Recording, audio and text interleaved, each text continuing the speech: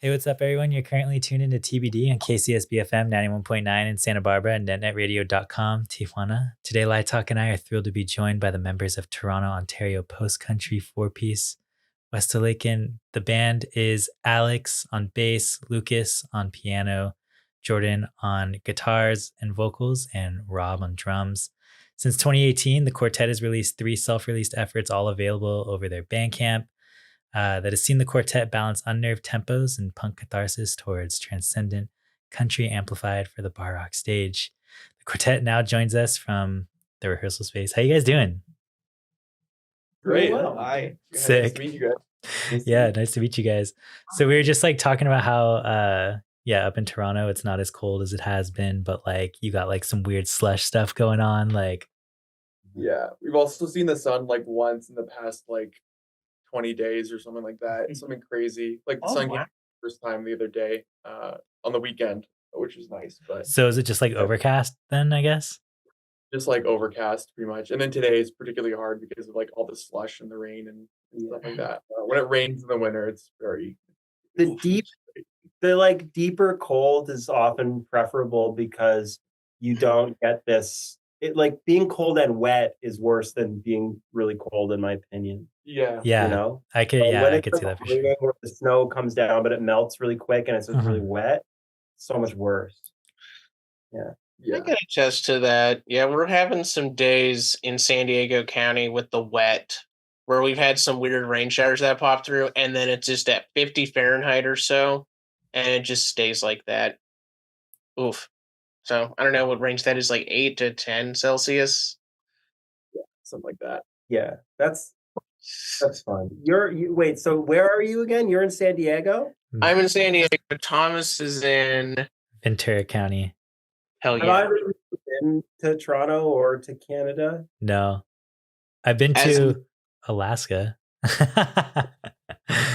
So kind of next to it, I guess. I don't know. Oh, you know what? I actually stepped foot into Canada one time. I like stepped into it. I was like canoeing in some lake in like Minnesota, and then like we like canoed up to this rock, and there was a little post that was like, "This is Canada now." And so I like stood on the rock and peed on it. Yeah, it was kind of sick. As for myself, at least, I've been up to Vancouver, and then the mountain resort known as Red Mountain. I'd been up there a handful of times between 2006 to 2008 or so. So, like for skiing and stuff? For skiing, yeah. For my family, like somehow kind of lucked out into getting like a contact that had a setup there, and so we were in one of the little resorts nearby, and we did that for 3 years, and it was incredible. That's sick. We spent Christmas one of the years there, I think, for 2007. That was fun. Fun. Yeah, it must be beautiful there in the winter. Absolutely, we're just skiing in. Have you guys? Oh, sorry, Maddie. I keep talking over. Oh no! You keep going, Thomas. Have you guys been to California? I went to San Diego once. Oh, hell yeah. Hell yeah. Yeah, it was really, really fun. Got a poncho. I was obsessed with Clint Eastwood at the time. I was like quite young, and we found a guy on the street selling ponchos, and so I got this poncho that I still wear pretty often. It's really cozy, and it's big on me now, so it must have been enormous on me as a child. But I wore it daily for like probably about a year, and was like, it must have been kind of cute. I don't know. I was like Clint Eastwood. I could recite all of his dialogue from all of his movies. So I was walking around in his poncho, squinting my eyes and saying things that are violent and cruel. What had brought you to San Diego? There was no Clint Eastwood Film Festival we do down there, and I mean, LA is just north of there, 2 hours, but... Well, it wasn't my choice. There was a Clint Eastwood marathon happening on TV in the hotel room. So I watched Dirty Harry, Red Horse, and the Enforcer all in a row, which is like always my favorite memories of traveling as a kid, where it's like downtime in a hotel room for some reason, which maybe is... I think was frustrating for like my parents who wanted me to go out and see the place we were in, and I would just want to sit in the hotel room and play Game Boy and watch movies on the hotel room TV. So I was really excited about. So you say there's no Clint Eastwood festival, but there was like a Festival for one. festival for one. Attendance Jordan. That's so funny. Yeah. Dude, I've been to California a few times. My grandparents lived in Palm Springs. Oh, wow. Hell yeah, dude. Okay. Old person resort town. That's sick. Yeah, exactly. Yeah. So I've been there a few times. LA a couple times. Yeah. San Francisco. It's beautiful state. And I think San Diego once. I remember being on an aircraft carrier there, and like, was it the Mission or not the? But whatever the ones docked there that you can like, walk on. Oh, there you go. Yep. Look at the count there. That's Mexico. I'm like, that's kind of cool. Yeah. I think we were there for like a day or so or something. That's the only memory is being on a massive warship. I know that one. I would have taken a field trip in like 7th grade on that. So that's one of our biggest sellers. It's pretty crazy, like the size of it. It's insane. It's I think they crazy. had like submarines and like maybe I'm misremembering from another trip or something. But yeah, it was pretty crazy. Dude, that's sick. I just went to Palm Springs for the first time a few months ago. It's kind of sick actually, Palm Springs. Like, dude, the architecture there is kind of dope. I'm not gonna lie. Like, it's like all like 50s and 60s. You know what I mean? Like all mid-century. Yeah. It's interesting. Yeah. Your grandparents. Yeah, like they would like snowbird in Palm Springs. So like they lived in Kelowna, BC. They would be there for the summer, and then in the winter they'd go down to Palm Springs. That's sick, honestly. They were living the life. So we like had visited a couple times, and yeah, just that was like my first time going to the desert and stuff like that. Oh, really? Yeah, being in the desert, and yeah, it's beautiful. It's a nice temperature too compared to. Yeah, for sure. Especially in the winter. That's like the time to go to the desert. We just got back from just desert camping recently, and it's like we always go in the winter because it's perfect. But you're camping. What was that? You're camping in the desert? Oh yeah, just like a couple weeks ago we were in Joshua Tree, me and my girlfriend, and then for New Year's we spent it in Death Valley. Death Valley. Yeah, Death Valley. It's the hottest place in North America in the summer. It like, just broke another world record like this summer or whatever, but it's like, on average like over 120 in the middle of the summer. But in the winter it's like really nice. And it's like, just like classic desert with like the salt flats and like stuff like that. You know what I mean? It's so sick. I love it there. And then it's below sea level also. Oh yeah, and it's like below sea level. Crazy. Yeah. Mm-hmm. Wow. It's sick. So if you ever come to California again and you're driving, make sure to stop by Death Valley. It's one of the dopest places out here. I actually remember flying out of San Diego and my dad making me look out the airplane window and saying, "That's Death Valley." Oh, really? That you weren't down there. Yeah, I wasn't down there. It sounds like a bad plane. Did he do like the Ronald Reagan Welcome to Death Valley Days voice? There's a show Ronald Reagan was on called Death Valley Days. Oh, that's funny. Yeah. I didn't know Ronald Reagan went so hard. Dude. Oh man. It's actually funny. Like I live in what's it called? This town called like Simi Valley over here, and it's like the home of like the Ronald Reagan Library. Burn it down. Yeah, that's what I'm saying, dude. I'm trying to piss on his grave, but like, yeah, we used to always get taken there for like field trips, and you see like all of his like, what's it called, like movies that he was in, because I guess he was like a movie star beforehand. It's weird. Yeah. Anyways, we should get off this tangent. Do you guys have any? Do you guys have any? Crack the nut of Ronald Reagan. I know. We're getting so close. We'll come back. Yeah, we'll make it back. Absolutely. We'll circle back. Do you guys have any resolutions or continuations from 2023? Like, what are you guys looking forward to in the new year? Good question. Just this is our sizzler kind of starter. What are we looking forward to in terms of musical stuff? There's, I think, a lot. In terms of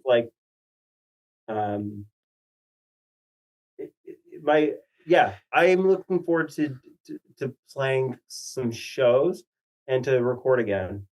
That's basically. Hell yeah. Yeah, that's sick.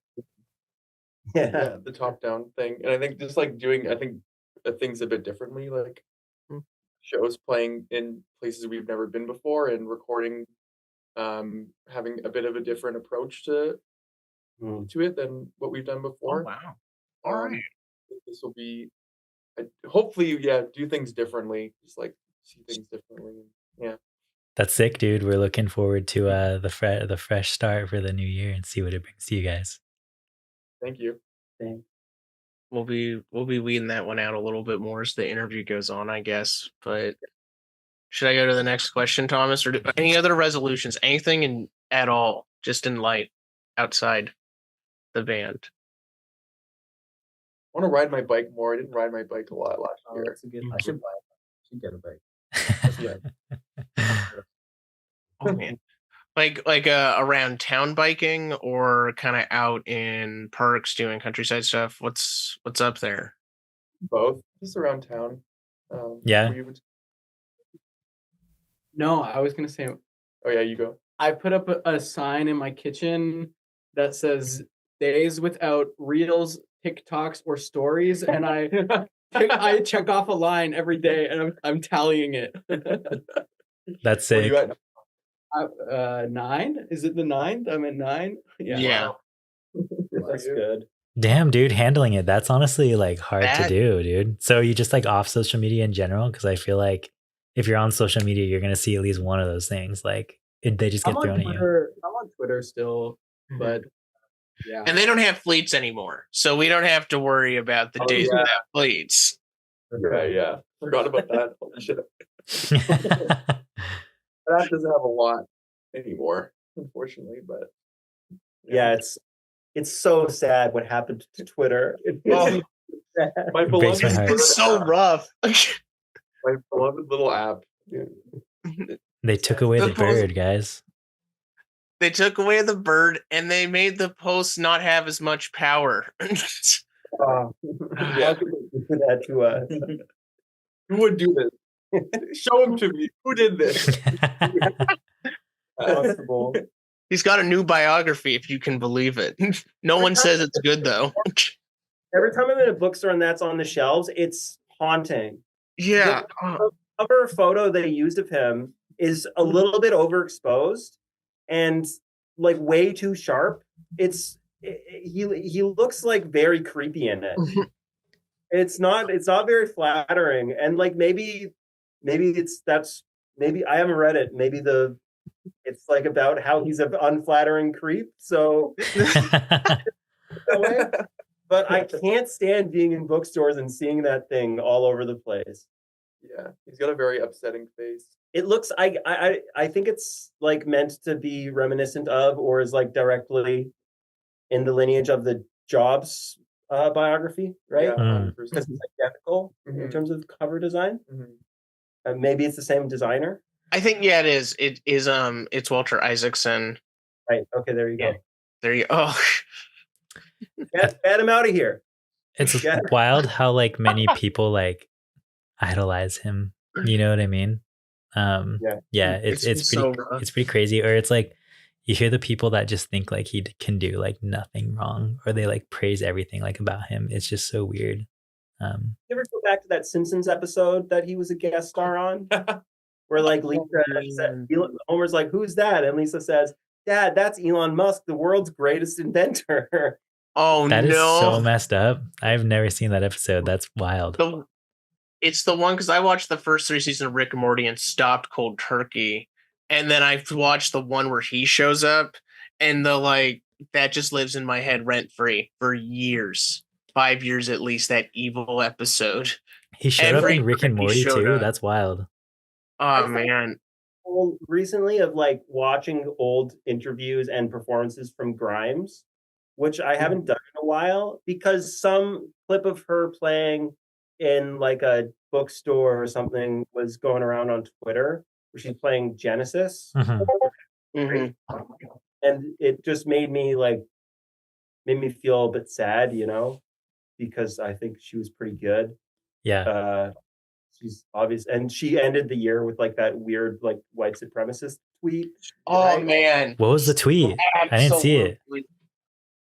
Oh, she made a tweet that was like, just because I'm proud of white culture doesn't make me a Nazi, Oh, Yeah. she said that? That is She crazy. did, dude. Yeah, it was real.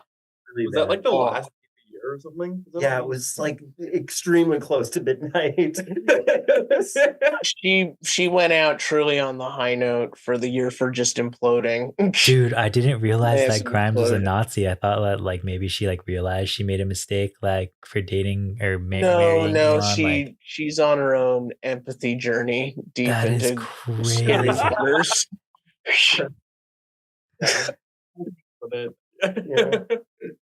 Dude, that bums Oh. me out so much. I honestly loved a lot of her music back in the day. I mean, I guess I haven't listened to her anytime recently, so it's not that big of a deal, but like that's pretty wild. Those early performances still hold up. I mean, she did a cassette with a guy who's done a Hasu Mountain tape. Really? Yeah, Dion.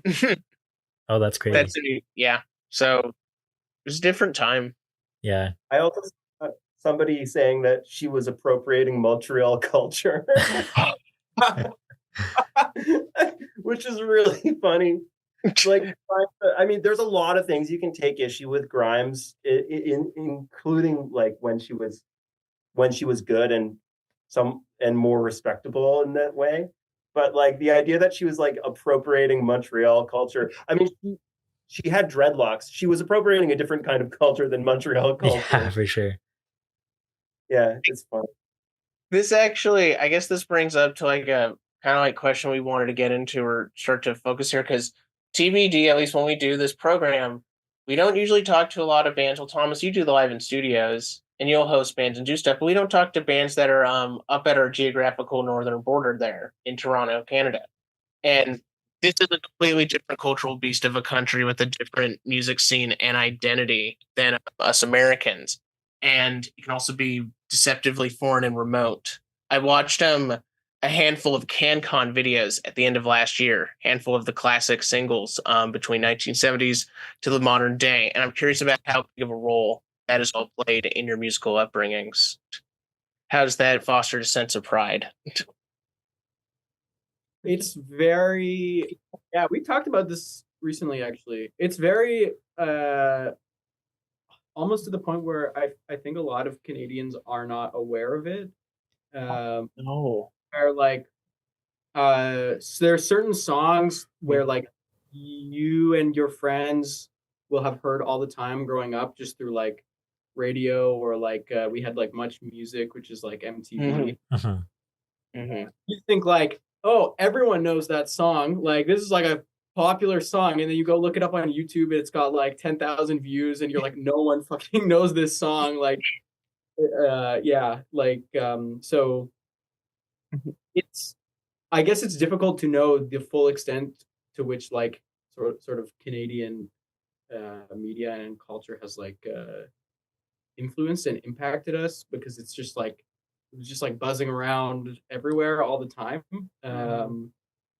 Yeah, does that make sense? Absolutely. Like, I guess though, like also I'm curious to like some of your favorites potentially, because like one for me that really jumped out, and I got exposed to thanks to a friend was oh god, what is it? The Kings This Beat Goes On switching to glide. A cut it has such a great little turn there in the middle. But they did nothing else that ever really like charted or had that attention. But they have that one song that still is apparently in rotation pretty heavily.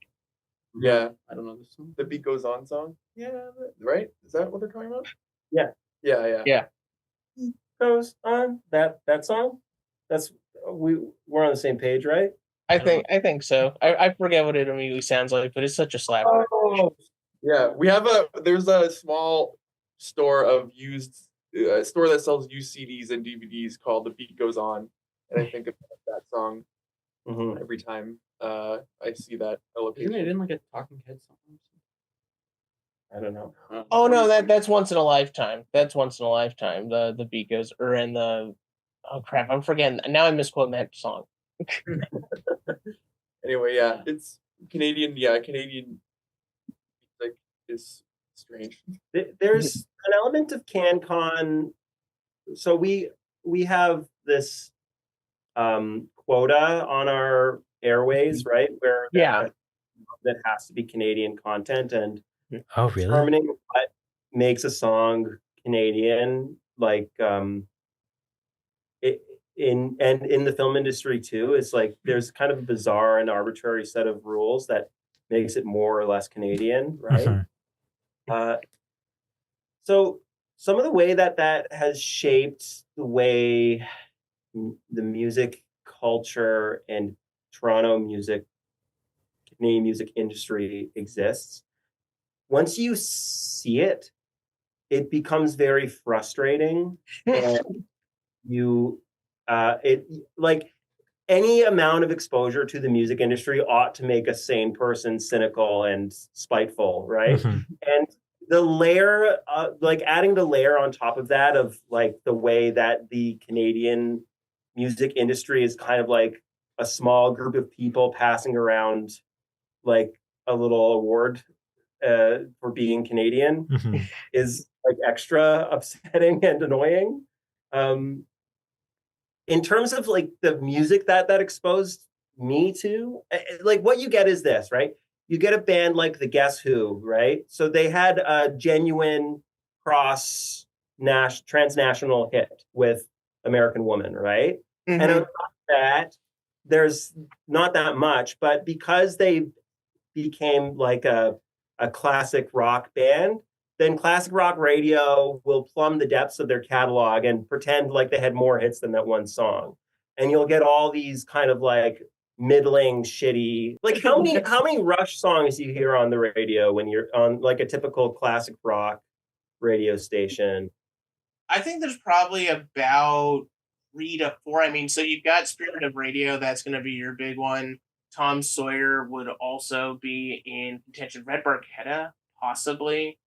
Interesting. I mean, Rush, they broke big in America pretty early on. Yeah, but what I'm saying is if their answer is 4, our answer is like 16. Oh, right, yeah. Right? There's just like Rush songs that have that really don't need to be on the radio getting played constantly. They got 16 heaters though. That greatest hits comp. I got their live album. I was really into Rush in my teen classic rock phase. Bingo. Yep, likewise. Yeah. I don't know if that's music I can go back to very easily as much as like I could go back to Black Sabbath or something. But, well, I can say that like I've tried and it like I don't think it doesn't work for me anymore, I guess. Although I did see them live like fairly recently on their last ever tour. Oh, yeah. Would have been lovely. Yeah, an amazing live band. Yeah. They come through San Diego in 2012, and I was like trying to sort of get my dad to go and take me to it, but it never worked out. And then that was it. That was their last real tour for San Diego. Right. It happens. Add to this CanCon thing, I think you have to also differentiate between like those who stay within Canada, and then there's like the Canadians that become American, like Neil Young or like Joni Mitchell or like those tons of like The Weeknd now, kind of. Is that a thing? Like a detachment of like the crab in the bucket song. They like they have to like they have to like detach themselves kind of to escape it, you know. Yeah. Or else they'll be pulled back in and kind of kept in the bubble of Canada. Canada. Like, I don't know, kind of like the ultimate CanCon thing to me is the Young Artist for Haiti, the waving flag cut that was done. Oh my god!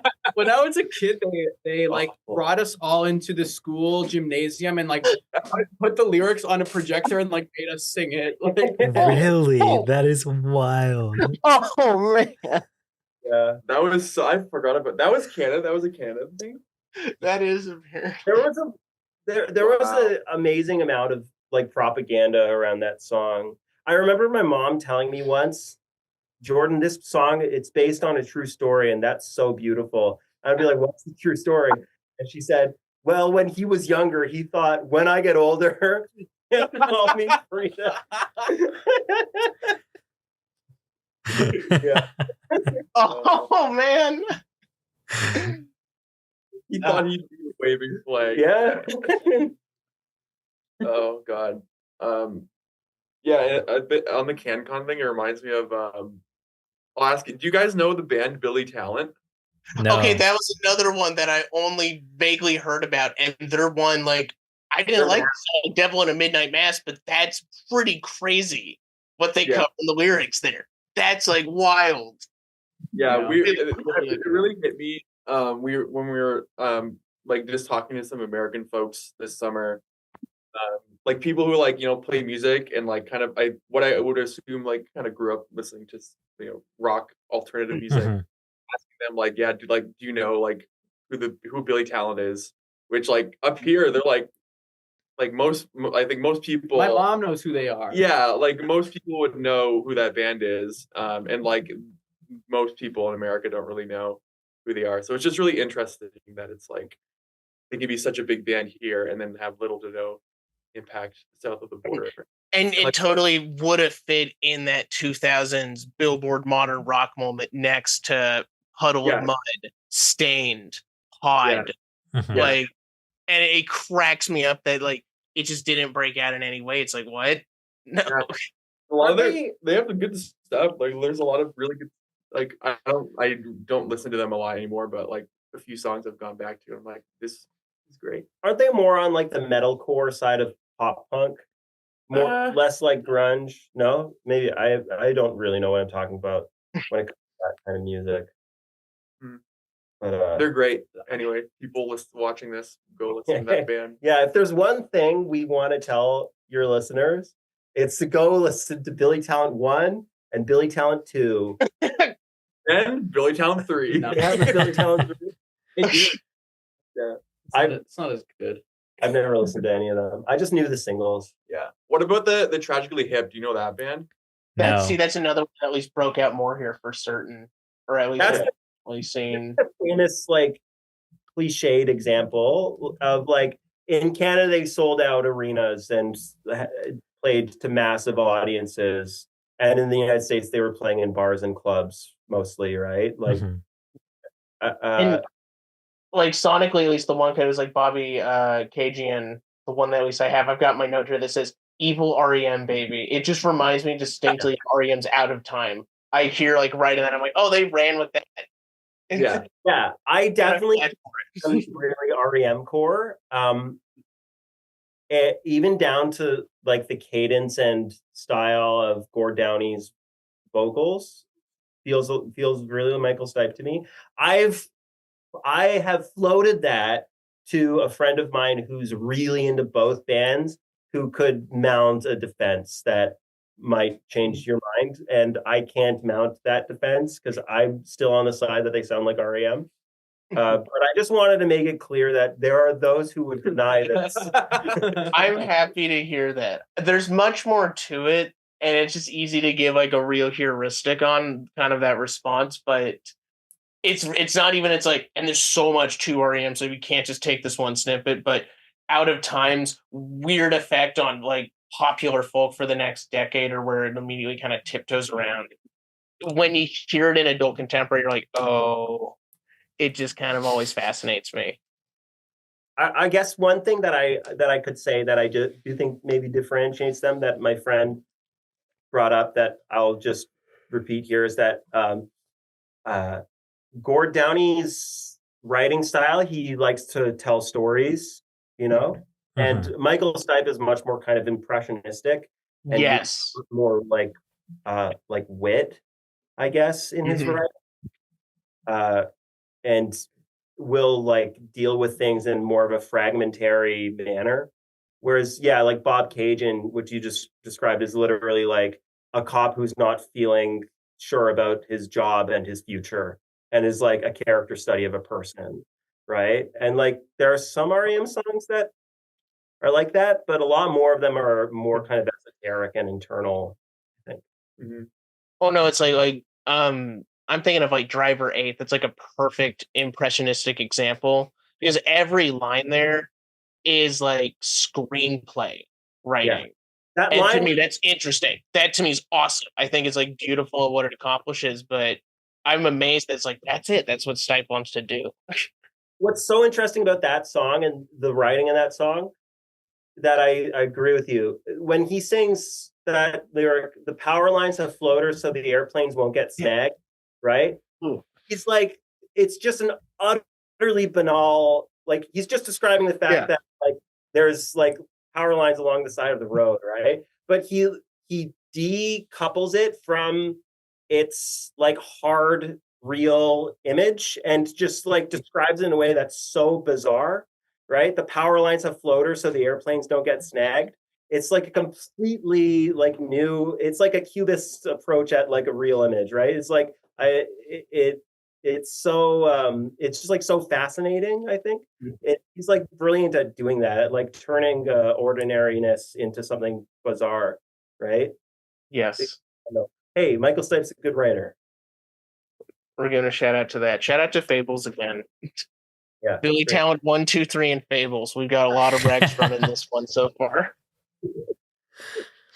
Should I was gonna say, just like kind of I don't know, not directly related to this, but I hosted a Canadian band recently for a gig over here, and they were kind of just like telling me about like their experience within like the Canadian music scene or something. And when I bought their CD, they're like showing me about or telling me about how they had to put like property of like Canada or something like that on the back of it.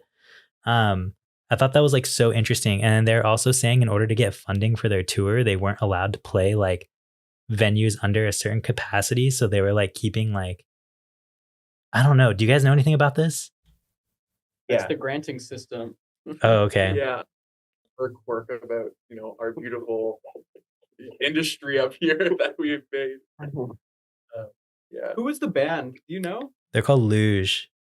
Oh, yeah. They're like dear friends of ours. Oh, really? They're That- sick. Yeah, we hosted them in Ventura. What's that? We hosted them down in Ventura when they were on tour like a few months back. I honestly thought Luge when you said you hosted a Canadian band. I'm like, oh, I wonder if it was Luge because they were, yeah, They were just there. That's Yeah. what I was thinking too. That's why. yeah, Yeah. yeah, they're the best. And that They're so good. that album they put out last year was unbelievable. As It's usual. insane. Yeah, they're really good. Maddie, you should listen to Luge. Like you would definitely like them. I'm so happy to hear about this. We got another rec.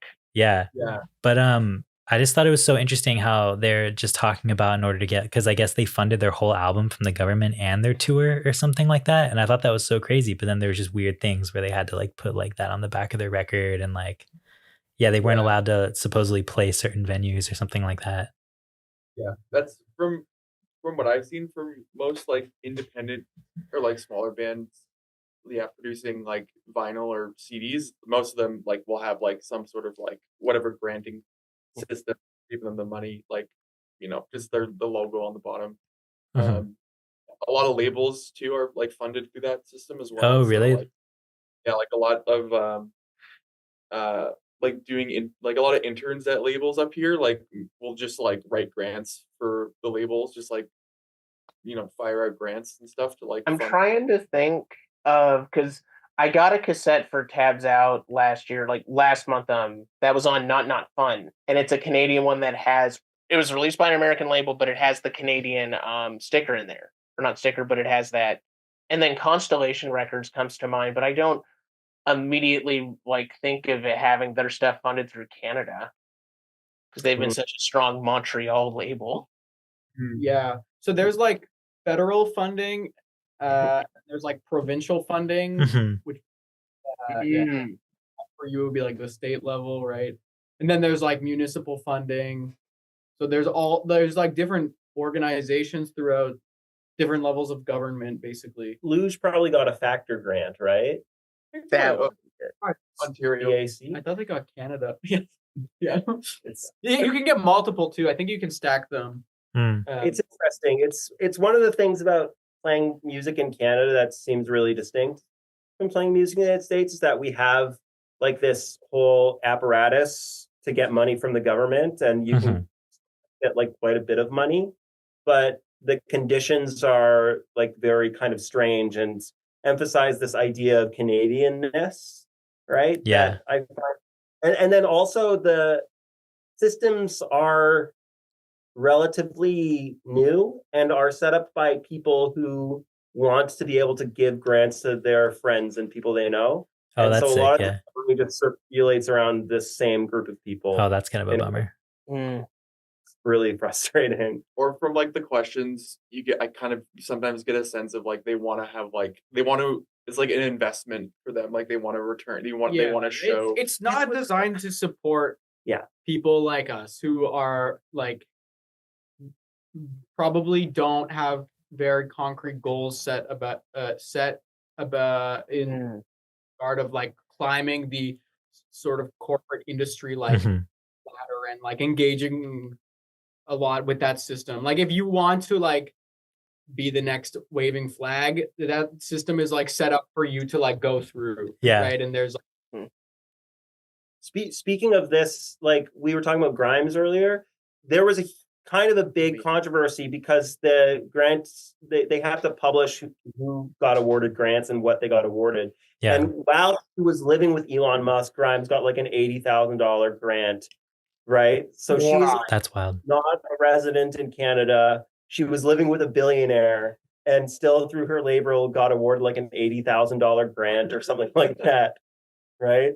It's really just like it's similar to the radio quota system, right? Like it exists to perpetuate itself. So if you have an artist who has any kind of, this is the other thing too, Canadian culture, when it comes to like, there's this sweaty desperation around validation, right? Like when The Simpsons had an episode in Toronto or, you know, things of that nature where like everybody just treats, I don't know, I'm losing my train of thought. But the fact that Grimes was able to date an American billionaire, like of course they wanted to give her money because they want everyone to know that she's a product of the Canadian music system. Yeah, right? I could see that. And Yeah. like, it's like obviously like useless to her on this. I mean, money is useful to people who want tons of money on some level. But like she doesn't need $80,000 to make an album, right? She'll be fine. Yeah, definitely. I mean, she made her best music on a laptop in a Montreal apartment room. Like, it's fine. That's anyway, right. Yep. All good. It's all good. That's interesting. It's like almost like a form of like Canadian like propaganda in a way, but like framed as like a way to like support art. You know what I mean? Or like a way to like sort of use it to like build patriotism and like support for like their own country type deal. You know what I mean? Yeah. That's interesting. Although saying all this, like I love Luge. Yeah. Those people deserve to take as much money from the government as they can get and play shows anywhere they want. Like they're an amazing band. Hell yeah. Don't put against people for going through the system to get money, especially when it's like, yeah, I mean, it seems like it can still be good, for the DIY stuff or doing little cassettes. If you can break that's where I've through, seen it a couple times. Like Spectral Arts is another label that's published some Canadian stuff. So I feel like you want to find like DIY stuff though. Even like just like the like mental gymnastics that you have to do to like fit your project into their requirements for submitting application is like totally like just a like 180 in terms of how you think about your project and what you're doing and like your craft and how you're existing. It's like you have to really fit into this like very specific, like you have to like plan out a budget, you have to like plan out all this stuff, which like isn't how a lot of these communities operate. Like so I could see though how I could see that operating for like a one person artist. doing like a grant, and it's like understanding, it's like, I need to visit this spot and go and like capture this stuff on this material. This is gonna be okay. Like, yeah, totally. In that case, firm, but yeah, firm and fair with like a band that's just trying to tour America. Yeah. It can be a little much more different and much more like flexible.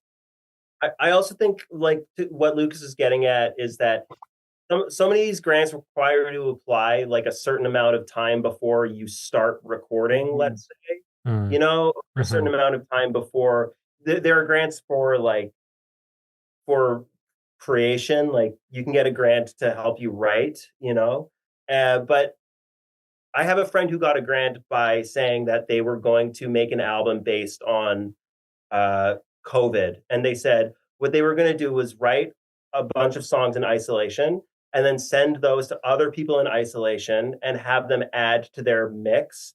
And then the songs would go around like hot potatoes to different people who are isolating. And it would be like this reflexive project on the nature of creation in isolation. That's how she framed it in the grant. She got the grant and is just like still, but like she used it to do something else because that was never gonna like that was never what she wanted to do. It's like you need to come up with some kind of like high concept, like marketable, something that has like a theme that the Canadian music industry can really glom onto.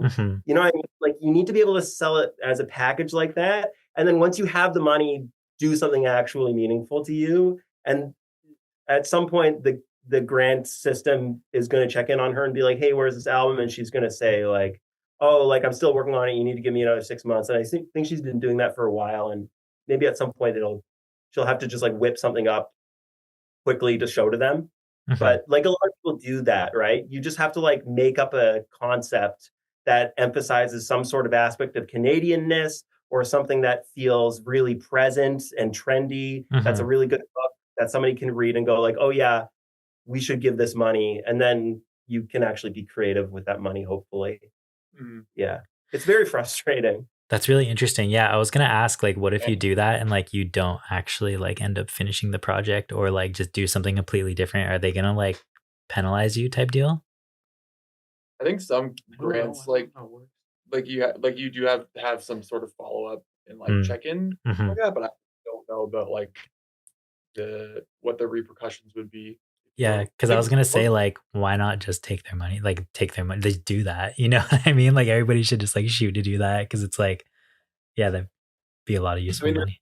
Like a whole different, like all different levels of like granting, bodies, and then within those bodies are different like types of grants and stuff like that. Yeah. Most that I've read, it seems like they just give the money like in full, but maybe some like parse it out to have some. That's interesting. All right, well, Maddie, do you want to take us into our next topic here? I guess we should get properly going, at least now that we've covered every single little random piece of background. What are y'all's like kind of general origins here that brought the quartet together in the mid 2010s, and as well as the name and the MO of this project as it's kind of shifted over the last 6+ years? Should I? Yeah. Okay. So I was going to film school in Toronto. So I moved downtown, and film school is any kind of university environment where you're doing like a Bachelor of Fine Arts or whatever, doing something that like involves creativity. It's a really interesting and frustrating environment. And I found myself like feeling like I wasn't being able to be expressive, maybe something like that in film school. I don't know, but I was just feeling really frustrated, and I was writing a lot of songs, and I started going to and I was working at this cheese store, and that's where I met Lucas and Alan.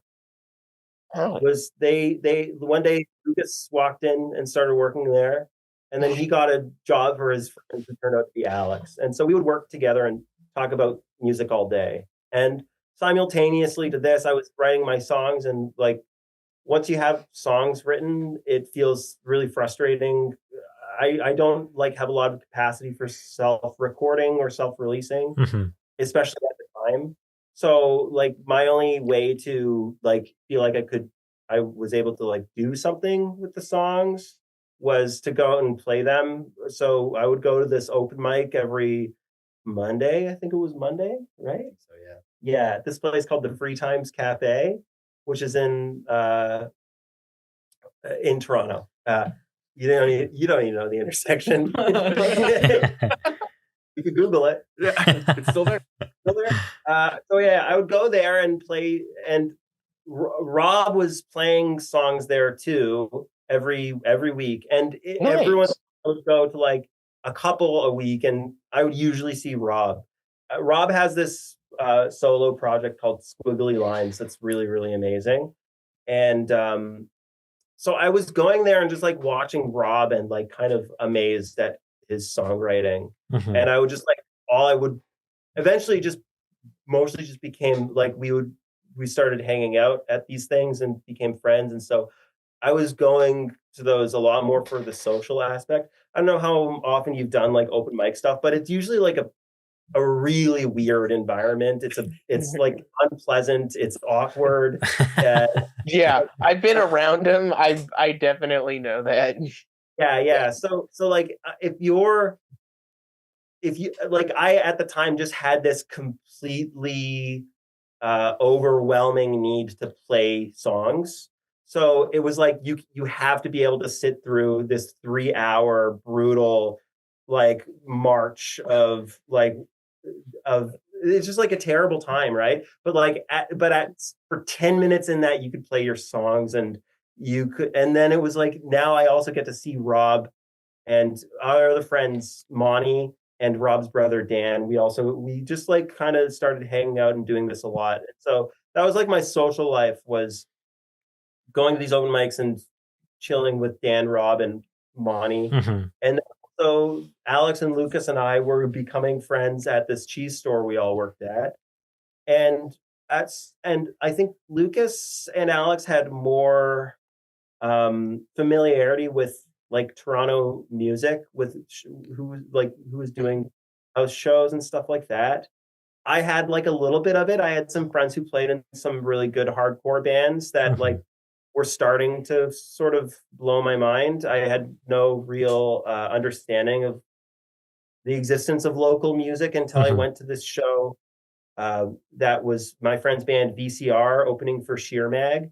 Oh, that's sick. Nice. Yeah, and it ruled. And I just had no idea that people did that. Yeah. You know, like I didn't like you maybe growing up like hearing stories about like Bruce Springsteen playing at some bar in New Jersey or something, and it's just like the actual reality that like people just play music locally on and like make it happen was something that I wasn't able to connect the dots that like that's actually just a thing that's happening everywhere, you know. It's not just like a story. So anyways, Lucas and Alex were at some point like we want to play music together, and I just said I have a whole bunch of songs, so and I know someone named Rob who I think can drum, because okay, sorry, Rob could drum, because and I knew that because Rob and Dan and Monty, the people who we were all doing this open mic with, would get together at Dan's apartment, which was also like a studio, like a recording studio that he had set up himself, and we would play our songs as a band, just for fun with each other a lot. And Rob would drum often, so I knew Rob could drum. So that's like when we started. And you asked about the name. It's my mom's maiden name. It's like my grandmother or grandfather's name. Wow. Oh, sick. Yeah. Which Rob suggested as the name of the band. Oh. Yeah. Rob, it seems like you've been a guiding force here this entire time. How does it feel? And again, with your solo project, how does that all go down? My solo project's very like self-recorded mostly, and like I just it's just like me, and then like I'll have other people play on it, and it's very like, oh, I have to make all these decisions, I have to do all these. Mhm. I don't know. So being able to be in this band has been amazing. Like an amazing way to like meet people and play music regularly, and it fits. They gel together very well because I can just be alone and write my songs, and then also play. And again, I mean, fellas, I really have to say this. Holy shit, Thomas, you're gonna have to sense that out. But these are fucking songs. They're so much fun. They're really lovely. I was going through a couple of the older albums today and then revisiting I Am Steaming Mushrooms here, Stone Cold Classic. You won't see any Canadian sticker on this. No, but you do see the Dolby Stereo sign on the back? Yes. Is that the Easter egg? Well, have you looked closely at it? It's really hard. Oh, doubly. Dolby, yeah. For your listening pain, it says. Yeah. Oh, that's funny. hard That's to funny. Instead of listening pleasure, it's listening pain. Yeah.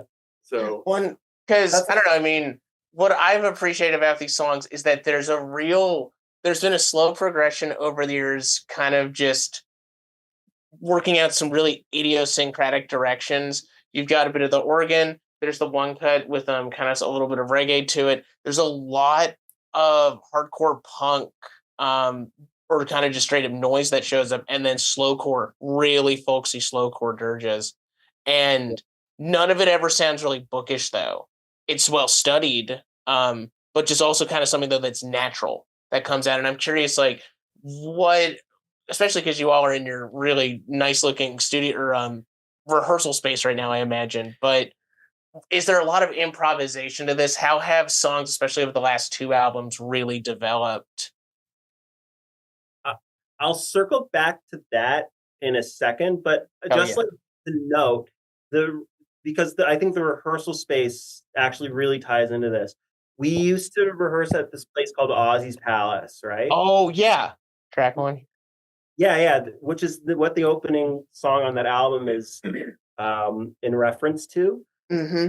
And so when I talked about seeing VCR open for Sheer Mag, right, I became really enamored with the Toronto hardcore community around like 2016, 2017. And so I was going to tons of hardcore shows, and Ozzy's Palace was a punk house that had lots of house shows and a practice space in the basement.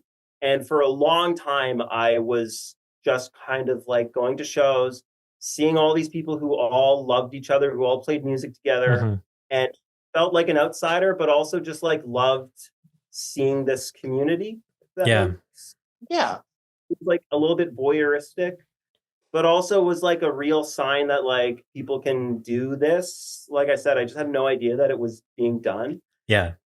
So slowly I've made a whole bunch of friends in the Toronto hardcore community, and Ozzy's Palace became like a bit of a second home in a way, just like spending tons of time there. And that's where we started. We eventually like would practice there pretty much exclusively.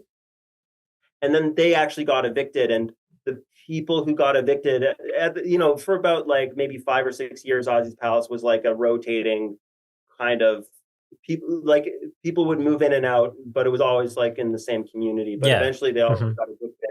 The people who were living in there at the time now are here. So this is kind of like the spiritual successor to the basement of Ozzy's Palace. The continuation, yeah. Oh yeah. But so I think for me, it was like I grew up listening to folk and country music mostly. Like I had a big metal phase as a kid, and then like out of that, listened to a lot of folk and country. And when I was writing songs, it was like in a folk and country style with like late 90s, early 2000s indie rock, like Nutramilk and Ockerville River and stuff. Yeah. Those were my influences, I guess. But then when we started getting shows, what I knew about going to shows was what bands sounded like. Because beyond like hardcore, I didn't know that people played local music that wasn't hardcore, right? Okay, like, yeah. I'm just like a baby, right? And like the first thing I learned about what happens with local music is that people get together and they rock and they play hardcore, right? That's the only type of local music that can be made. No folk music, Yeah, no electronics. It's just hardcore. I didn't know, right? So I thought, like, if I want to play these kinds of shows, I need to make the music that I'm writing fit into those kind, right? So we have, especially the first album is like really influenced by this, like Hardcore. just like, yeah, hardcore, needing to, and a lot of the early shows we played were like our friends in the hardcore community helping us book shows and putting us on bills. So like a lot of times we were showing up and it would be like we played this one amazing show at the basement of this departed but very loved hardcore record store and venue called Faith Void, named after the Split, right? Oh yeah, yeah. This amazing show with a whole bunch of hardcore bands and like a grindcore battle set where two So grindcore sick. bands Yeah. would like take turns playing songs at each other, right? Yeah. That was my favorite show we ever played. It was so fun. And I remember, yeah. But so it's like we needed to find a way to exist in that environment and like simultaneously like be true to the songs that were being written, which were like country and folk songs, but also like fit in. So the song took on this like completely like weird dynamic, right? Which really informs the first album and is still present on the next two, but like the next two get weird in other ways. And so this is where your question comes in, right? I think. Could you rephrase? Could you ask it again so that I remember what the question was? And then All maybe right. answer it. No worries. No, I'm glad because that was necessary to get through that. So much though of what I've noticed beyond kind of like the hardcore stuff that still is apparent on there is there's lots of these kinds of folksy. There's folksy slowcore aspect of really just atmospheric, keeping a slow pace, like with Rob's drums, just totally leading a track. There's a bit of like kind of like the one reggae cut. These you have consistently on the album 10-minute cuts that remind me really distinctively of either Young Jesus, the stuff they did for Saddle Creek between 2018 to 2020, or like Tensi and Wendy Eisenberg, other kind of folk artists that are out here in America doing, or even like Lena Tolgren that are doing really esoteric, weird, unnervy kind of stuff. But the tempos to me, they're really natural. And I'm just curious, like, have over the past few years, like ears kind of been opened up to listening to different sounds coming out of that? Are these songs really coming out of improv structures that you do in rehearsal? What draws, towards doing 10-minute cuts? And is that also like in service of kind of your lyrics there, Jordan? We still don't have an answer to that. Beautiful. No, I'm just kidding. Oh, okay. Do you have? I think the improv bit is interesting one to talk about. I think a lot of there is a lot of improv that's going on, and like I find with my own playing, it's very difficult to like lock in a part and play it the exact same every time. Like I never really do that. So maybe that is like kind of ties into that. But I also think it's in the nature of how the past 3 albums we've like approached our arrangement process with the songs is like Jordan comes and we basically will just like loop it and then like find parts that work together or things that we like. So there is like kind of a sort of improv-ish approach to I guess how we arrived there. Okay.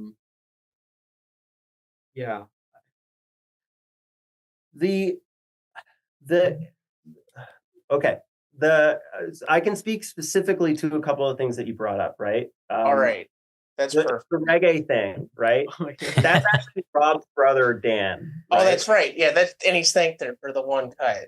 Yes. Yeah. And there's again, you have consistently a group of auxiliary players in the band, a group of 4 that are thanked at least, but we'll get into that later. Yeah, well, we should talk about them, but So Rob's brother, Dan, who recorded our first album, who I actually just met the other day because he wanted to free up some space and wanted to give me the tape. So I have like all these tapes now from the first album, which is really fun. I mean, like the quarter-inch tape, Nice. the reels. Yeah. So anyways, when Rob and Monty and myself and Dan were like just hanging out playing each other's songs at Dan's basement, it was like that song in particular was just like a country rock song, right? And Dan gets bored musically, I think, pretty quickly, and also is maybe one of the most. Dan is incredibly smart and talented, and his music is like amazing. He's like a little genius of a pop songwriter. Just like I can't talk about Dan in a way that's coherent or logical, but he was just like, what if we just played it reggae here, you know? And then it was like otherwise the song that you wrote, you know? And so we did that with that band. And then when we brought it to Lucas, when Westelaken was playing and considering like looking at that song, I was just like, we're going to do it the way Dan said to do it. And then out of like repetition, like practice song over and over again, it would come to a thing where a lot of, I think, our structures come from playing the songs over and over again and kind of asking ourselves, like with each movement in the song, what's the next, like what's something we can do next that's not going to be just like going back to like A, you know? If it's like A, B, C, like how can we get like from A to D instead of going back to A, right? So with that song, we have this like long ambient like piano solo section of that, right? That like just kind of like blossoms out from after the I think like the second chorus, and then there's like a whistle section, and then it's like this like ambient piano thing. And that just comes from like we practiced it a lot. At some point, it was like, what if Lucas had a little piano solo here, and then we would practice it over and over and over and over again. And just playing a piano solo becomes boring enough to where like people start like playing around and like doing different things and like being more expressive, you know? And yeah, I think in general, one of the things that's been really like good about our approach in that way is we become very capable within the parameters of the song, so that like we have no fear of like cutting loose and doing other stuff, because it's like we are all completely locked into where we are in the song. Oh hell right? yeah. So our ability to like practicing things like over and over and over again results in like the songs becoming like different and weird sometimes. Yeah. And with the slow stuff, that's actually the same. Ozzy's Palace used to be like a 8-minute song, right? And we would just like there was a time when we would just practice it and we'd go like, what if we played it slower? And we just like said that enough times to where now it's like here's what I'll say. Every single time we made it slower, I thought that was better than when it was, you know, like 10 BPM slower felt better. So like then we would do it again. It was like, that feels even better. And it just went and went and went. And I just liked it better every single time. Oh man. And it's just like rules. really, really slow. Yeah. Does that make sense? Is that an answer to your question? That's a perfect Yeah. answer. That's beautiful. And oh, sorry. Oh Go ahead. no. Continue. Go on. I was thinking about improvisation, right? Like there's a song on the most recent album that's like completely improvised, which is Polar Bears, where like I just like had a dream and wrote it down, and then we just practiced and had like 2 chords, and like nothing else about that song is structured like beforehand really, and even like the back half of the song, the lyrics are all improvised, like it's like in studio. So it becomes that's like the kind of thing I think we're trying to figure out how to do more of, becoming better at like composing through improvisation rather than having songs that are like so composed before we record them, if that makes sense. Mhm. Yeah, that's all. Thank you. Beautiful. I think I know where we can go, or at least, Thomas, should I keep pace to the next question? Yeah, let's do it. So we kind of tiptoed around it a bit, at least. Stuff that's going on in Toronto's music scene over the last kind of half decade, how, at least in your guys' opinion, have things shifted or opened up? And then you have toured, if I'm getting that right, or at least you've played shows in like New York and Detroit, because those are in a larger kind of highway circuit there. But have you been able to do that, or like kind of really work out like doing a regional tour of the Midwest or extending more out there? Okay.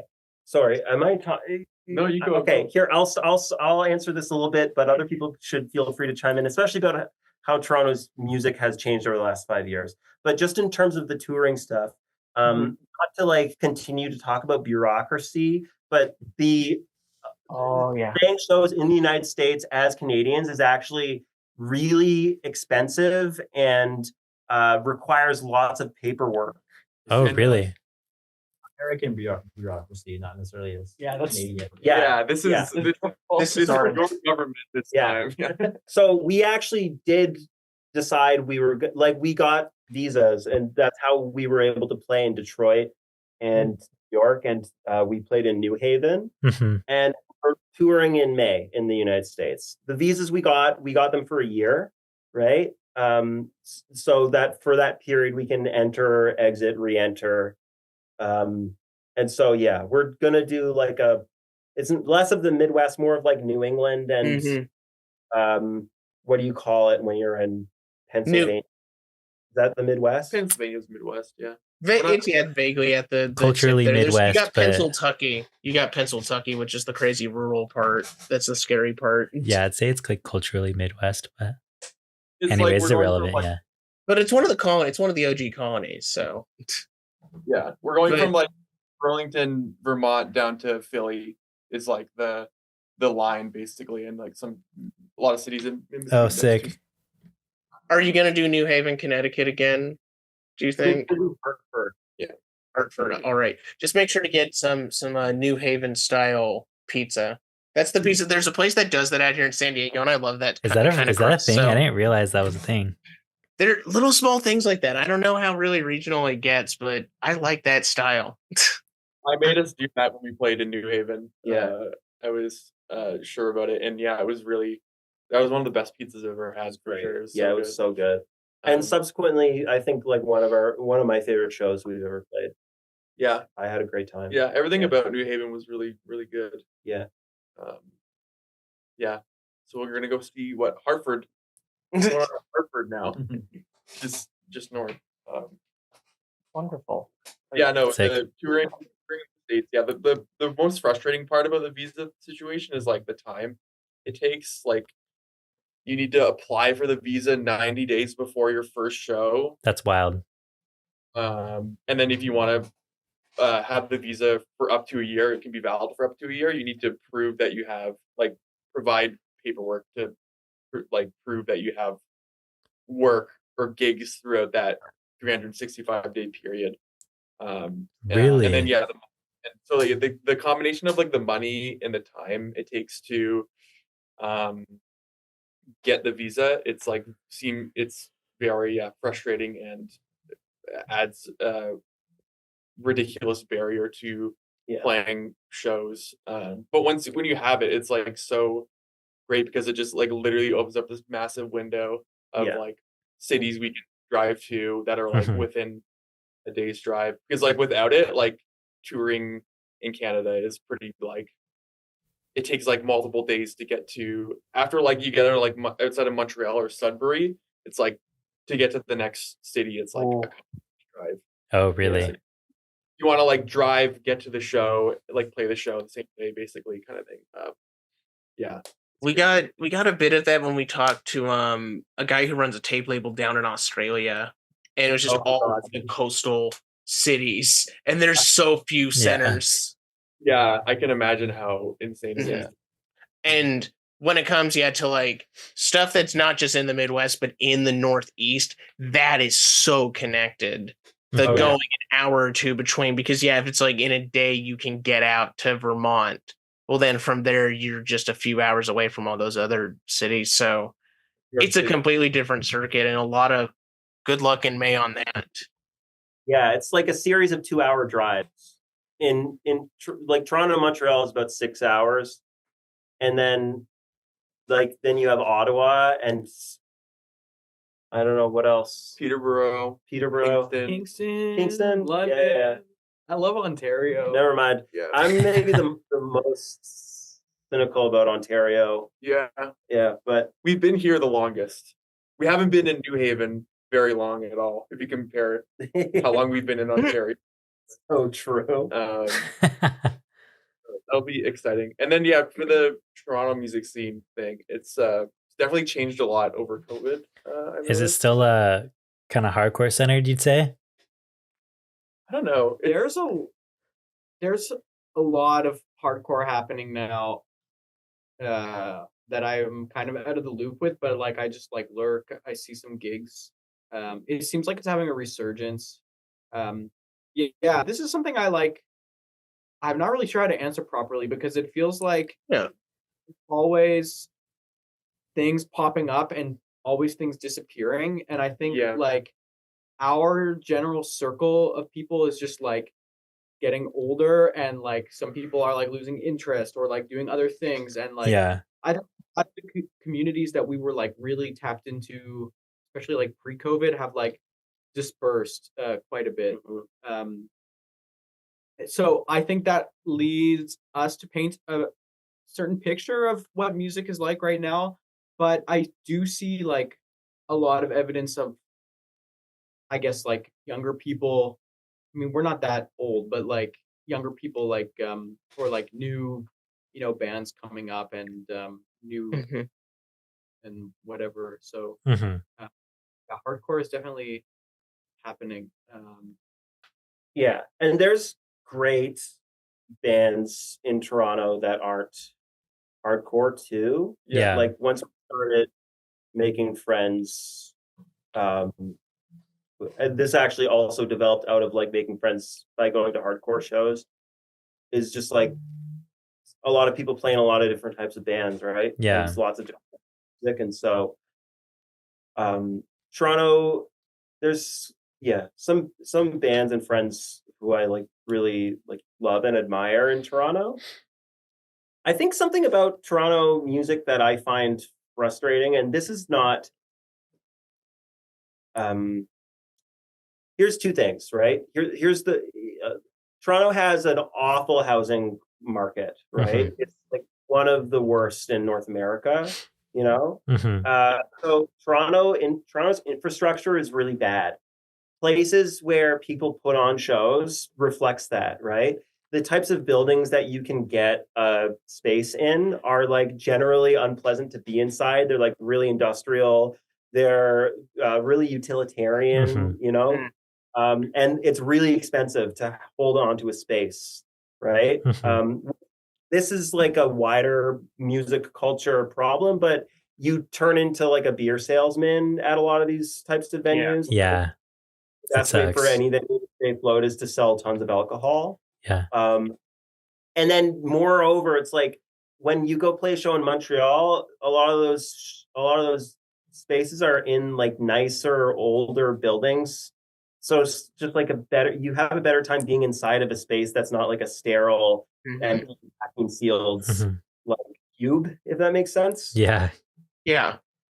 And then this is just this is also like a problem that extends way outside of Toronto. But something that I've personally found like has made me sad is just talking about the difference between like before COVID happened and now, is that a lot of people have been shut out from playing or going to shows because like venues don't take many safety precautions. that would make it really easy for people to, or not really easy, but would make it more tolerable for people who might be like risk averse, like things like masking or Mhm. having Yes. in upgrading their air filtration systems, some pretty like simple steps to take to make places more accessible. Yeah. Like there are amazing musicians who I know do not play music anymore because they don't like feel like those spaces are accessible to them. Yeah. Mm. That's like a real effect that COVID has had that like people sometimes don't talk about when it comes to how this has changed music, Yeah. is that like actual like working talented musicians who could be playing shows and aren't, right? Yeah. And the reason they're not is like stuff that is actually addressable, but people just won't address it. Mhm. So that's something that I find personally very frustrating. Toronto music rocks. Toronto music is so goated. Nice. Oh, that's so great to hear. That's swag. No, there's Little Kid, Pool Blood, Fiverr, who else? Luge, Cootie Catcher, Hobby, Only God Forgives, Mhm. Eliza. Naimi, Avalon Tashini, so great. Yeah. There's a lot of amazing. Yeah. Yeah. Oh yeah. That's All sick. right. I guess this is kind of a tangent to it, but do you think you still got your two-step? Oh. What do you mean? You think you can hold your two? You think you can still do your hardcore two-step? You know what I mean? Like if you got put into a pick, you think you could still windmill? Well, I could never and would not never be able to. I was always standing right up against the stage, like head banging furiously or like standing right in front of the audience, head banging furiously. Either that or like standing back, like kind of meek and shy. Those were my two modes at the gig. Yeah. My experience as a teenager going to like screamo shows was like being terrified of moshing and going to as far away from it as possible. Nowadays, I don't like or if I go to a hardcore show, I don't like moshing because it's like it's just too intense for me. I'm afraid to get hit in the face and like my glasses like break or something like that. You know what I mean? But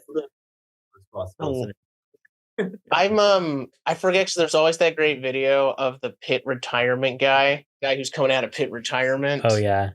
And I barely ever moshed or really went to hardcore shows outside of the few that you had, Thomas, at UCSB. But at Gonerfest 2022, which that's down in Memphis, Tennessee, they pull a ton of class talent from England, the South, and Australia for hardcore punk or just egg punk, really crazy stuff like that. Yeah. And I moshed up at the front for Did you? That's sick. For friggin' GT. God, those guys are so good. Shout out GT. Hell yeah, Maddie. Someone should have took a video. I want to see you mosh, dude. That's sick. Probably there might be a video of me being lifted up and crowd surfing for a hot second. That's so sick. But I did lose because I had my backpack on the entire time. I lost a pair of my tights. Oh, that sucks. Hate to see it, folks. So that's why I'm in mosh retirement now. I'm out of the pit. Yeah, retirement.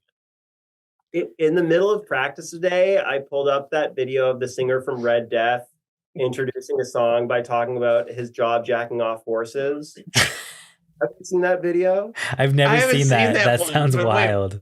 This is perfect. Billy Talent 1 and Billy Talent 2. Google Red Death singer talks about jacking off horses. It's the greatest introduction to a song I've ever seen at a hardcore. I'm writing that down.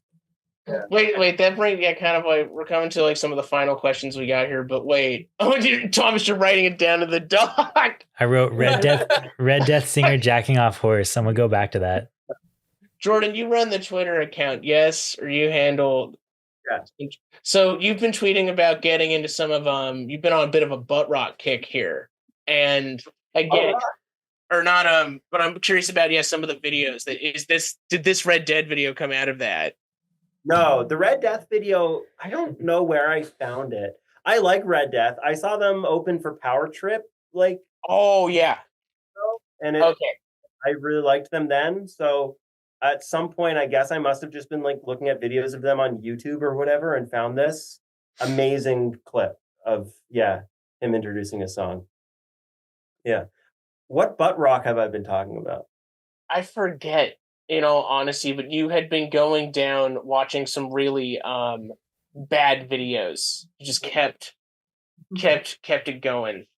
I have like a very bad I'm like really fascinated by music that I think is bad. Like much more fascinated by it often than music that I think is great.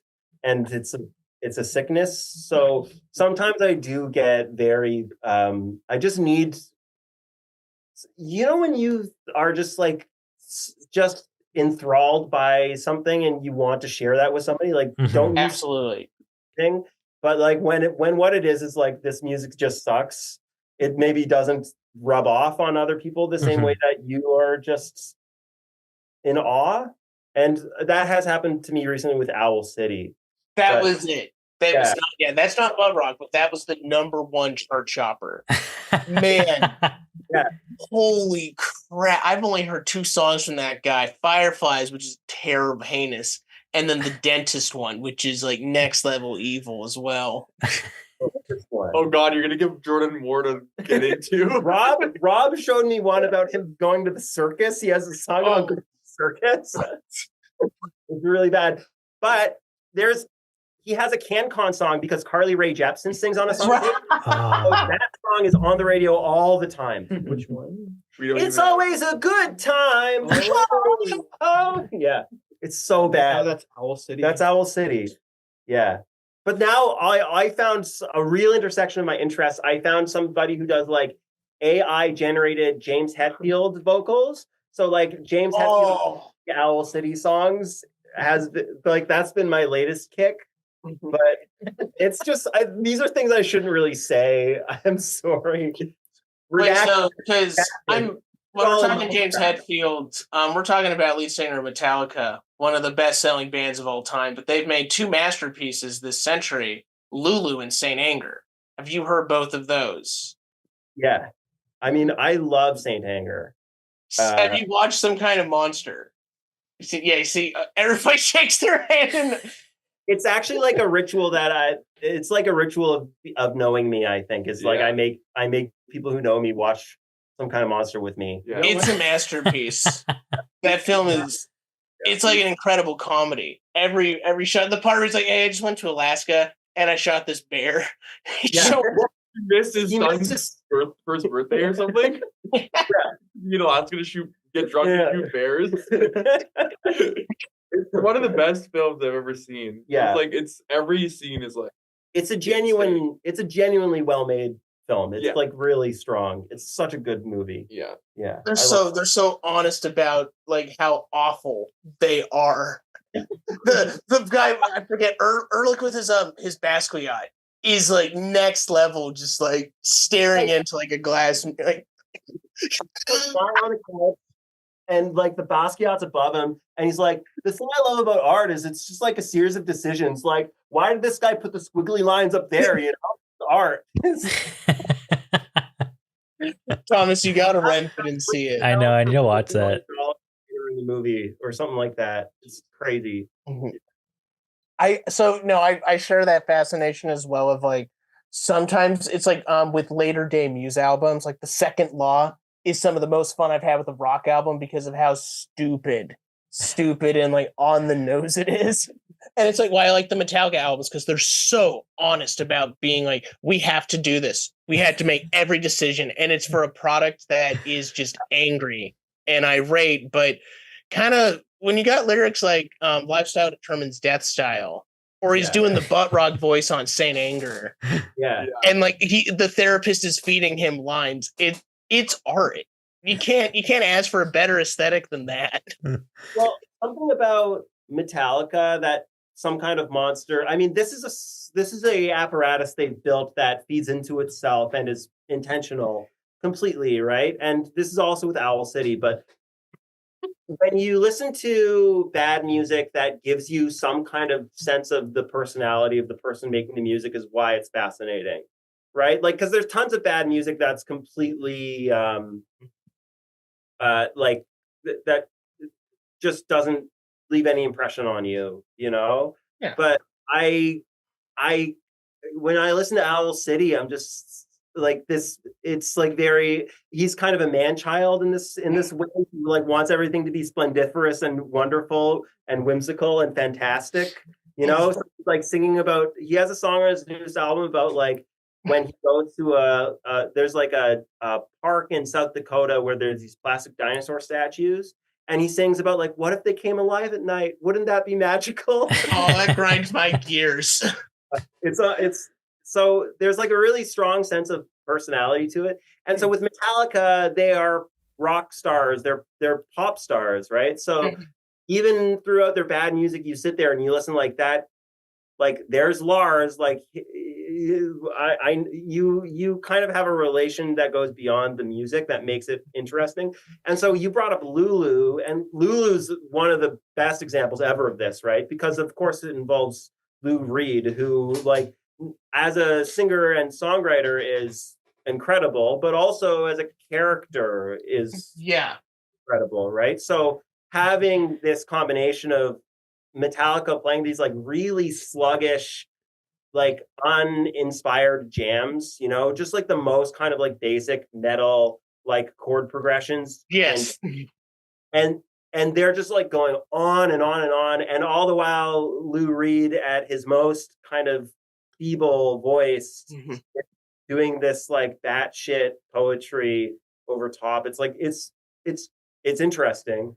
I've called it like a choose your own divorced wife guy adventure, because the lyrics are so, it's like it just starts. He starts with that I'd cut my hips and tits off for Boris Karloff, and it's like, oh, we're just going. All right, Lou's taking me. Yeah. And so I love, and then you get to Junior Dead. You have one after all of it, one like genuinely like agreeable, that's good cut. Yeah, Junior Dad's good. And that's also part of what makes it like there's just like a hint of something there, you know, even Owl City, where it's like, here's a guy who you can tell spent all of his time as like a child and teenager in his room playing with like audio presets on, you know, and just like he's so music engineer brained in this way that's like really fascinating and like has borne itself out really positively with people like Alex G or whatever, or like Phil Elverum, right? Like there are tons of people who are like this, who produce music I really love, right? And I listen to Owl City, and all of his instincts are towards like making this really, really bland pop music. Yeah. That's fascinating. I just like it. You know who else I really like? Sorry, I'm just on a tangent. Stop me if I have to stop. Now let it roll. Bon Jovi circa like 2015 till present. Like incredible stuff, right? This is good, right? This is what I needed to hear.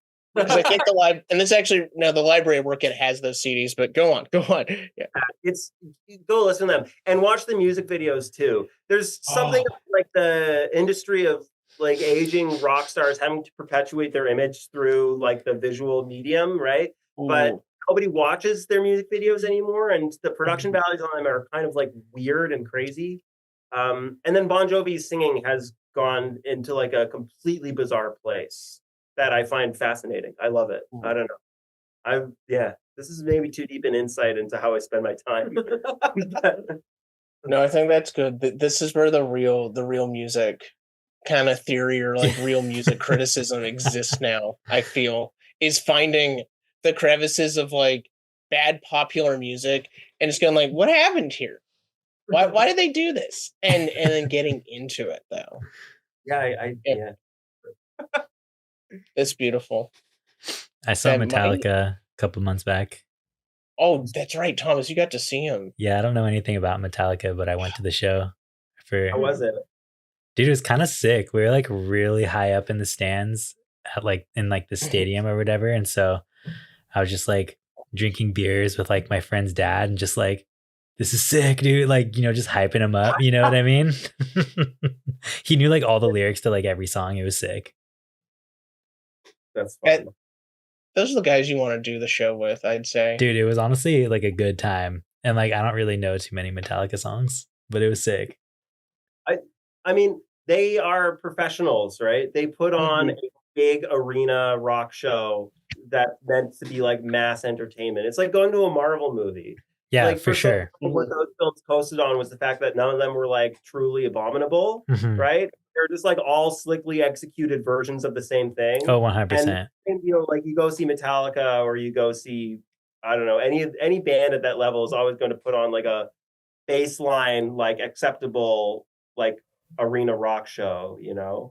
It's like it's too many people's job to not mess that up. Yeah, I thought it was really interesting, the opening band that they had. I don't know, I forget the name. They're called like Ice Pick, I don't know, something like that. But I thought it was crazy. They're like running around with chainsaws and like the stage is like a ring, and so they're just running around with like chainsaws and stuff, like pretending to like cut people open. I'm like, this is the craziest thing I've ever seen at a show. Like it's cracking me up. Oh wait, I just thought, I apologize because again, just keeping with the tangent here of bad songs, one that you'll have to search out here, which is called "High on My Own Supply" by Wolfmother. Oh, I don't know if you know Wolfmother and like their one hit "Woman," you woman, but From Tony Hawk, at some point, everyone left Wolfmother, and we were just left with the main guy. And in 2020, during the pandemic, he made a synth pop song. He made an Owl City cut. Dude. And wow. That's wild. Wow, is it really something special? that's awesome. I can't wait. Be the next month of your life. Yeah. His Wolfmother. Yeah. All right. I guess, yeah, should we do anything else before we go, Thomas? Do you guys, I don't know, where can people keep up with all things? There you go. Oh, what were you going to say? Oh, well, I was just going to say something that I just wanted to really quick. People who play music with us on our albums, there's right. Sloan sings on several of our songs, and Tonka, Stephen Lorenko, Pat, and Stella Tagomago, though they were in this band called Slurry that we love. And then Rachel Cardiello and Charlene Lee they both play as well on our newest album. Eric Young, who did the art for our most recent 2 albums, plays on our first album, and Emmett O'Reilly plays on that first album as well. Yeah, and they're all like, and Monty and Dan are also singing a little bit on that first album. Yeah, Erica's amazing. Her art's so incredible. That's wonderful. Just got to get that for the stream or for the video.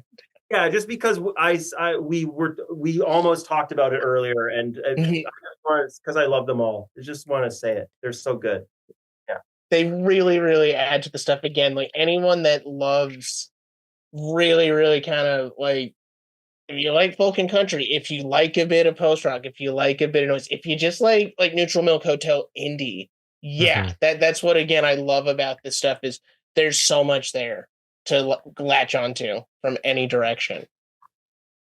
So, yeah. Well, I think that brings us to the end of our questions here. I guess where can people keep up with all things Westelaken if they want to check you guys out? Twitter, TikTok. Twitter if you want to keep up with what butt rock song Jordan is into that day. Yeah. Other update, yeah. Instagram, Twitter. Yeah, we're the most. I think those are the One day we'll have a website. We had a website briefly, but we all fell behind. Lucas did a lot of work, and I don't think any of us really respected that, which was. But yeah, there's a Twitter account which is mostly me, or pretty much it's all me. Lucas has tweeted from it like once or twice. band. It's at Westelaken B because I was writing band and then I accidentally entered it, so it's just Westelaken B. Yeah, Yeah. You can But change it's it. a pretty awful. I don't think it's a Yeah, you good can. follow on Twitter. So be warned. But the Instagram is probably more professional or whatever. Yeah, that's Yeah. like where if you like we're posting about all the crap we're doing. Yeah. Gigs Yeah. and whatnot. Yeah. Oh yeah, and Oh yeah. Bandcamp. Bandcamp. Yeah. Oh yeah. LP4 this year, LP4 coming this year, or new cut coming in the pipeline. We're gonna put out I think we're gonna put out a live album. Oh, There sick. we go. Yeah, which is mostly songs from Mushrooms, Mhm. and a couple songs from the album before it, and one song that's from none of those. But that's There you gonna be fun. That's like from our album release show, and it just I listened to that recording, and it's just like a good performance and sounds good. And we got like a whole bunch of friends to play with us, so it was just like something that I think might be worth putting out. So we'll put that out. And then a fourth album, I would say, like hopefully next year, actually. Sick. Hopefully recording this year. Yeah. Yeah. We'll be recording. And then yeah, maybe we'll be in America in Yeah. May Godspeed. for all the new people.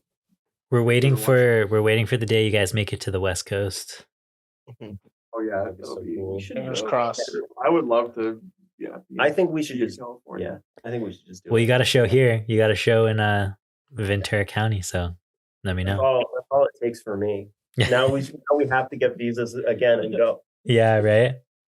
Yeah. All right, guys. Well, I guess that kind of does it. Thanks for tuning into TBD and KCSB FM 91.9 every Sunday, 4 to 6 p.m. This has been Westelaken. Thanks so much, guys. Oh wait, Thomas. We got one more question. Oh my God, I forgot the What? most important question of the show, guys. This is it, guys. All right. Oh man. Are you ready for it? It's kind of the biggest. Do you want me to take it, Maddie? Thomas, you go for it. You All go right. for it. It's kind of the biggest one of the show. You guys ready for it?